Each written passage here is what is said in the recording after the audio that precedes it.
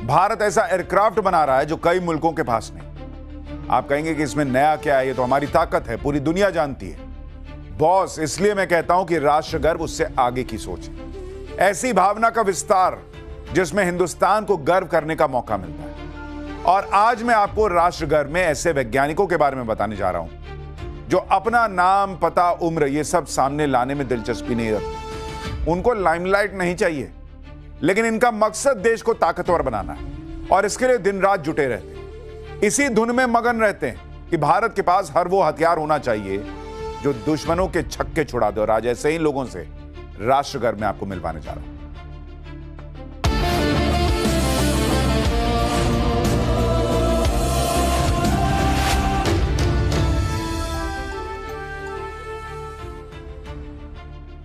BrahMos missile, अस्त्र missile, Arjun tank, Pinaka rocket launcher, Varunastra torpedo, Swati radar, ये हिंदुस्तान के हथियार और सबकी अलग अलग ताकत है। कोई हवा का महारथी है, कोई समंदर में सुनामी लाता है, कोई पहाड़ पर प्रलय लाने का दम भरता है। किसी की रेंज दुश्मन के इलाके में तबाही मचाने की है, कोई बॉर्डर की किलेबंदी करता है, कोई संभावित खतरे को ट्रैक कर लेता है। मतलब सबके अलग अलग टारगेट तय हैं। मगर क्या आपको इनकी कॉमन बात पता है? कॉमन यह है कि ये सब स्वदेशी है, मेक इन इंडिया के तहत बने और इन्हें तैयार करते हैं वो साइंटिस्ट जिन्हें डीआरडीओ एक बैनर के नीचे इकट्ठा करता है।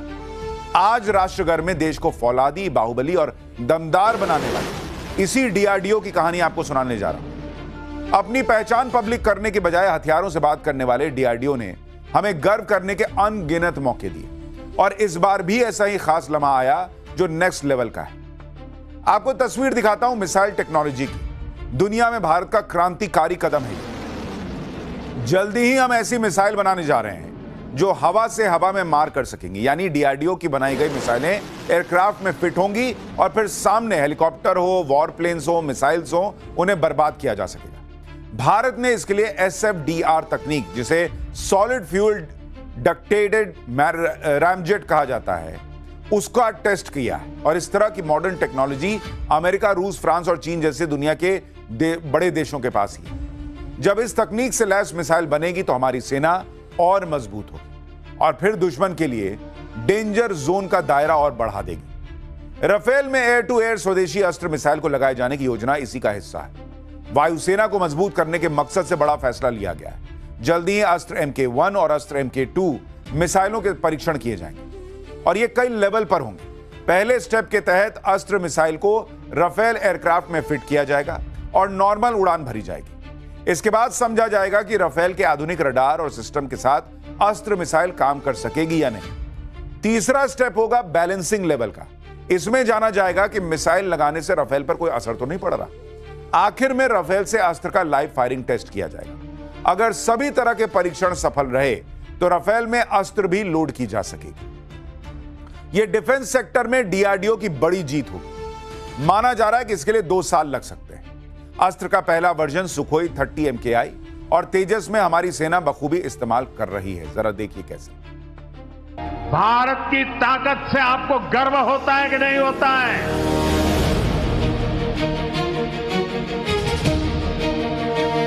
डिफेंस सेक्टर से जुड़ा शायद ही कोई क्षेत्र होगा जहां डीआरडीओ की मौजूदगी न हो।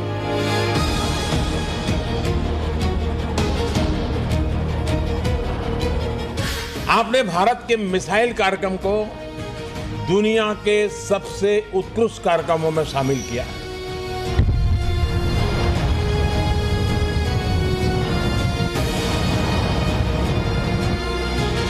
और आपने साबित किया है कि इंडियन इनोवेशन किसी भी मामले में ग्लोबल स्टैंडर्ड से पीछे नहीं है, बल्कि कई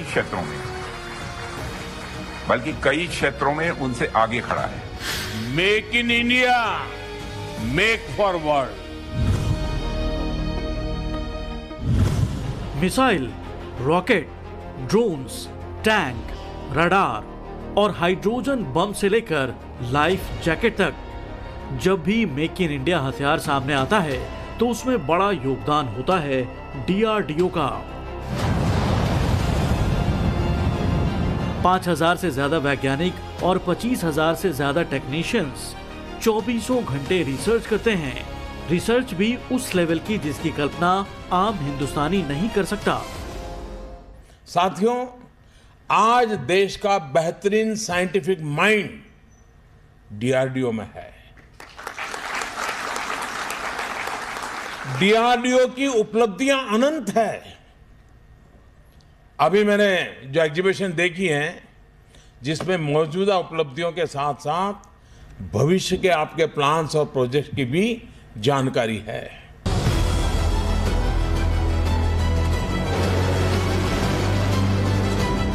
हिंदुस्तान फ्यूचर वॉरफेयर को रीडिफाइन करना चाहता है और इस टास्क को डीआरडीओ ने बहुत सीरियसली लिया है।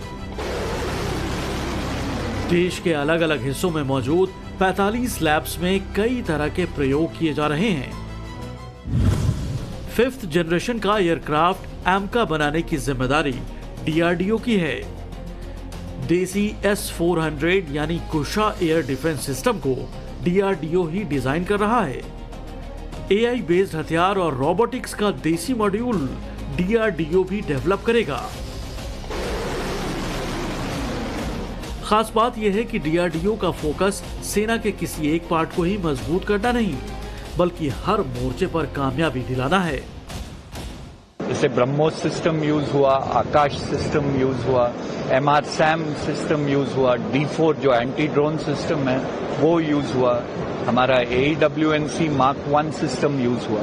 तो हमारे जो डिजाइन एंड डेवलपमेंट सिस्टम्स जो डीआरडीओ ने डेवलप किए थे, वो काफी सिस्टम्स बहुत अच्छा परफॉर्मेंस उन्होंने दिया। यानी डीआरडीओ ने इस देश को गर्व करने के अनगिनत लम्हे दिए। राष्ट्र गर्व से भरा है, लेकिन अफसोस कि उसके बारे में इस तरह से बात नहीं होती जैसे आज हम आपको राष्ट्र गर्व में बता रहे हैं। देखिए, डीआरडीओ सिर्फ संगठन नहीं है, बल्कि भारत के शौर्य, स्वाभिमान और भविष्य की सुरक्षा का नाम भी है। डीआरडीओ के बदौलत भारतीय सेना की fire power, air defence, anti tank क्षमता और प्रिसिजन स्ट्राइक में क्रांतिकारी बदलाव आया। यह आत्मनिर्भर भारत का सबसे मजबूत उदाहरण है। हम और आप सेना पर भरोसा करते हैं, उसी तरह सेना डीआरडीओ के बनाए गए हथियारों पर अटूट विश्वास रखती है। आपको डीआरडीओ की बनाई गई मिसाइलों की छोटी सी लिस्ट बताता हूं, फिर कहिएगा कि वाकई ये राष्ट्रगर्व कराने वाला संगठन है या नहीं। जैसे बैलिस्टिक मिसाइल की लिस्ट अगर देखें तो अग्नि के तौर पर जबरदस्त मिसाइलें मौजूद हैं। अग्नि से लेकर अग्नि 5 का परीक्षण डीआरडीओ कर चुका है। अग्नि 5 की रेंज तो 5000 किलोमीटर से ज्यादा है। यह पूरे एशिया और यूरोप तक पहुंच सकती है। पृथ्वी मिसाइल को भी डीआरडीओ ने बनाया है। इसके 3 अलग अलग वर्जन तीनों सेनाओं के लिए। पृथ्वी 3 के जरिए 700 किलोमीटर की दूरी जद में आ जाती है। कम दूरी की बैलिस्टिक मिसाइलों में प्रहार भी आती है। यह भी डीआरडीओ ने ही डेवलप किया है और इसकी रेंज 150 किलोमीटर तक। प्रलय मिसाइल के रूप में डीआरडीओ ने ऐसा हथियार बना लिया जो चीन और पाकिस्तान बॉर्डर के हिसाब से परफेक्ट है। इस सेमी बैलिस्टिक मिसाइल की 500 किलोमीटर दूर की क्षमता दुश्मन को खत्म करने की ताकत रखती है। अब क्रूज मिसाइल की लिस्ट देखिए। ब्रह्मोस को तो दुनिया जानती है। इसे डीआरडीओ ने रूस के साथ मिलकर बनाया है। 1000 किलोमीटर तक मार करने वाली निर्भय मिसाइल डीआरडीओ ने तैयार की है और यह रडार को चकमा देते हुए परमाणु हथियार भी ले जा सकती है। सतह से हवा में मारने वाली मिसाइलों में आकाश भारत के पास है। इसे डीआरडीओ के वैज्ञानिकों ने तैयार किया। एयर टू एयर कैटेगरी में अस्त्र मिसाइल आती है, यह डीआरडीओ की देन है। चौथी पीढ़ी का हल्का लड़ाकू विमान तेजस भी डीआरडीओ की एजेंसी ADA ने डिजाइन किया है। प्रधानमंत्री मोदी इस विमान से उड़ान भर रहे थे तो HAL के साथ साथ डीआरडीओ के योगदान को भी वो सराह रहे थे। अब तेजस का Mark 2 वर्जन भी तैयार है। इसमें डीआरडीओ की एजेंसी ADA खास तरह के रेडोम तैयार कर रही। यह रेडोम विमान के नाक पर लगा वो हिस्सा होता है जिसके पीछे रडार छिप जाता है। इसी रेडोम की बदौलत दुश्मन के रडार को चकमा दिया जा सकता है। स्वदेशी टैंक से लेकर रॉकेट लॉन्चर तक, अगर मैं इन सब की लिस्ट गिनाने बैठूंगा तो आप कहेंगे कि बस करो भाई। लेकिन डीआरडीओ का काम ही ऐसा है कि उसकी लिस्ट खत्म नहीं होती और देश के लिए गर्व करने के इतने अनगिनत पल लाता है। एक और रिपोर्ट देखिए, आपको समझ में आएगा कि डीआरडीओ ने इस देश के लिए क्या किया है।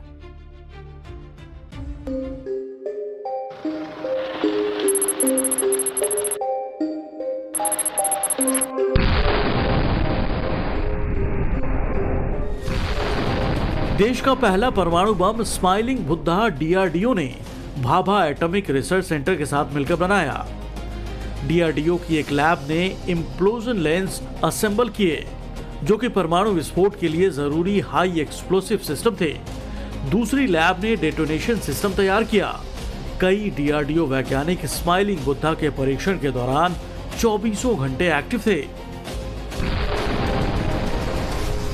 पोखरण में न्यूक्लियर टेस्ट हुआ तो दुनिया ने हिंदुस्तान की परमाणु पावर देखी। भारत को गर्व के इन लम्हों तक पहुंचाने के लिए डीआरडीओ के वैज्ञानिकों ने खासी मेहनत की थी। डीआरडीओ के साइंटिस्ट ने अमेरिकी खुफिया एजेंसी CIA की जासूसी से बचने के लिए खुद को सेना की वर्दी में रखा और छद्म नाम इस्तेमाल किए। भूमिगत टेस्ट करना था, जमीन के नीचे करना था, उसके लिए बहुत गहरी शेफ्ट तैयार करनी थी। कैसे डिजाइन होगा उन शेफ्ट का, कितनी हमें सुरक्षा का ध्यान रखना होगा, और उसमें उन डिवाइस को जो है कैसे बनाया जाएगा, दोनों तरह से, एक्सप्लोजन के लिए भी और एक हथियार के रूप में भी। तो वो सब काम डीआरडीओ के अलग अलग लेबोरेटरीज में इसके अलग अलग काम किए गए। ऑपरेशन सिंदूर में पाकिस्तान धुआं हुआ तो हिंदुस्तानी सेना का कमाल दिखा। हालांकि दुश्मनों को बर्बाद करने के पीछे डीआरडीओ ने भी अथक परिश्रम की है। डीआरडीओ के बनाए गए कई हथियार ऑपरेशन सिंदूर का पार्ट थे। ऑपरेशन सिंदूर डीआरडीओ की सेल्फ रिलायंस का बड़ा उदाहरण माना गया, जहां देसी तकनीक ने पाकिस्तानी हमलों को रोका। भारत के शौर्य और पराक्रम की ये तो थी ही परीक्षा, लेकिन आपकी टेक्नोलॉजी की भी परीक्षा थी, और उसमें आप पास कर गए।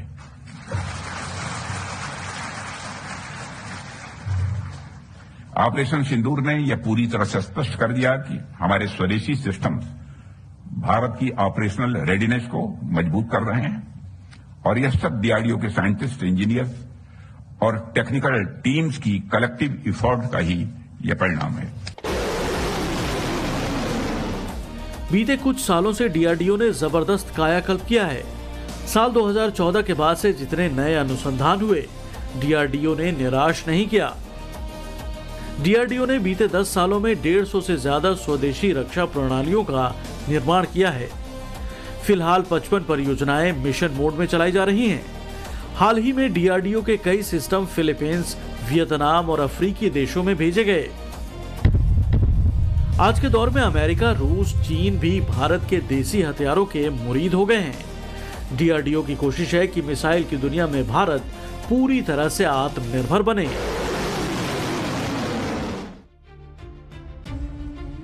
डीआरडीओ अब किसी पहचान का मोहताज नहीं, इसे रिसर्च एंड डेवलपमेंट तक सीमित रखा जाए ऐसा भी नहीं। डीआरडीओ का फोकस किसी प्रोजेक्ट के फुल साइकिल पर रहता है, जिसमें डिजाइन भी है, प्रोटोटाइप, प्रोडक्शन और एक्सपोर्ट भी है। स्वदेशी तकनीक विकसित करके डीआरडीओ ने पिछले 5 सालों में 2,64,156 करोड़ की भारी बचत की।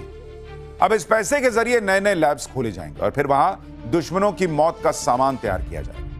आपको शायद यह बात पता होगी कि डीआरडीओ में जो वैज्ञानिक होते हैं उनमें से ज्यादातर टॉप शैक्षणिक संस्थानों से नहीं आते। इनकी इंजीनियरिंग या फिर साइंस की पढ़ाई ऐसे कॉलेज में होती है जो सामान्य है। मगर डीआरडीओ में सिलेक्शन के बाद जिस लेवल का दिमाग ये लगाते हैं वो इन्हें खास बनाता है। धीरे धीरे डीआरडीओ का क्रेज बढ़ रहा है और इसी को देखते हुए 5 लैबोरेटरी ऐसी बनाई गई हैं जिनमें 35 साल से कम उम्र के इंजीनियर काम करते हैं। डॉक्टर एपीजे अब्दुल कलाम को पूरी दुनिया जानती है। कलाम और डीआरडीओ एक दूसरे के पर्यायवाची माने जाते हैं। डॉक्टर कलाम ने पहली बार जब डीआरडीओ में नौकरी की तो एक छोटा हॉवरक्राफ्ट डिजाइन किया था।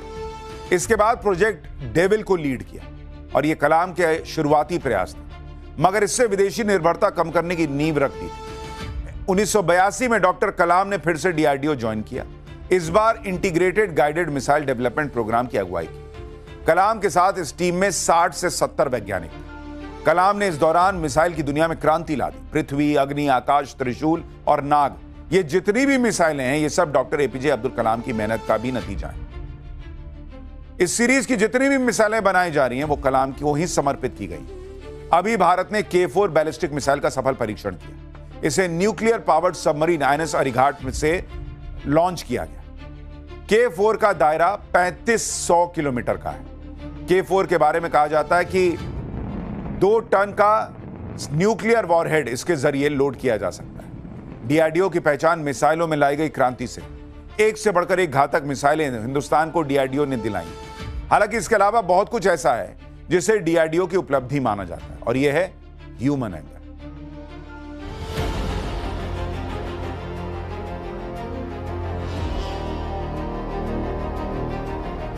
जब पूरी दुनिया कोविड-19 से परेशान थी, मौतों का आंकड़ा बढ़ता जा रहा था, तब डीआरडीओ वैज्ञानिकों ने ऐसी पीपीई किट तैयार की जिसने न सिर्फ डॉक्टरों को बचाने में मदद की, बल्कि उसके जरिए मरीजों का इलाज भी किया गया। कोविड से लड़ने के लिए डीआरडीओ ने एक दवा भी तैयार की थी जिसे नाम दिया गया 2DG। इस मेडिसिन की बदौलत अस्पताल में भर्ती मरीजों की ऑक्सीजन पर निर्भरता को कम किया गया था। एक समय तो प्रारंभ का जो समय था, जब कोविड का यह दौर आया था, तो लोग बहुत घबराए हुए से थे। डॉक्टर से, हम लोगों से बातचीत में कहते थे, साहब हमारे यहाँ वेंटिलेटर नहीं है, हमारे यहाँ सैनिटाइजर्स इतने नहीं मिलेंगे, इतना मास्क बहुत समय लगेगा, लंबा समय लगेगा।